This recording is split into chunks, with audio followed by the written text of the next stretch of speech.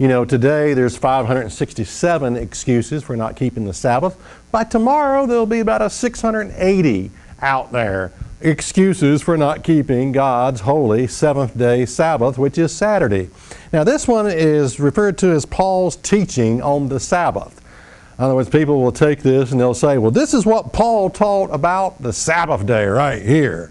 And he was referring to it as weak and beggarly and no good at all. Well, let's take a look at Galatians 4 and verse 9. It says, but now after that you have, Paul is talking to Gentiles here. He says, but now after you have known God, or rather are known of God, how turn ye again to the weak and beggarly elements wherein you desire to be in bondage? You observe days and months and times and years. I tell you, the kahunas of some of these preachers who get up here and say, well, you see, God was saying that the Sabbath day and the holy days are weak and beggarly. It wasn't worth the soapstone it was written on. God should have never wasted his breath with those old holy days and Sabbath day. I mean, that's what these preachers are saying.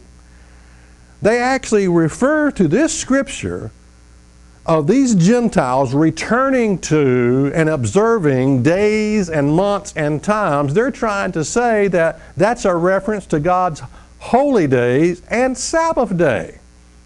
It's amazing. I mean, it is amazing. You know, these people keeping the Sabbath days and the holy days are weak and beggarly because they're trying to obey God. No, you want to be strong, don't obey God. Come up with your own belief system. Come up with your own day of worship. Come up with your own pagan holidays like Christmas. That's more godly, yeah. Right. I tell you, it is amazing. Now listen to me. Let's understand what Paul was talking about. The people he was talking to were Gentiles. They were pagan to the core. Okay? Up until this point, they had never kept the Sabbath and the holy days. They worship astrology. They did observe days and months and seasons. Again, this is a pagan Gentile people.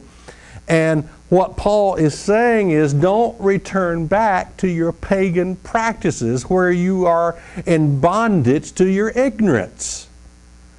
That's what Paul is referring to. Again, they did worship astrology and days and seasons and times, and he's saying don't return back to that. Paul would have never referred to the Sabbath day as bondage. I mean, bondage is working 7 days a week. The Israelites were slaves for over 400 years. They worked 7 days a week, okay, making bricks. And God comes along and says, I'm going to give you, he reinstituted his Sabbath day. I'm going to give you a day off. You're going to go from working 7 days a week, and now I'm going to give you a Sabbath day, the seventh day of the week. And you're going to get to take a day off. None of those Israelites said, well, that's bondage for me to keep the Sabbath. It's a day off. That's bondage, man. That's bondage. I don't want no bondage, man. That's a break. You know, it's a day off.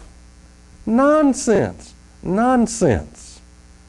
No, I mean, this scripture is totally taken out of context by preachers who try to say that Paul is referring to God's Sabbath and God's holy days as weak and beggarly. Let me tell you something, preacher boy. You're going to answer to God for that one. Check us out on the web at isthatreallyinthebible.com.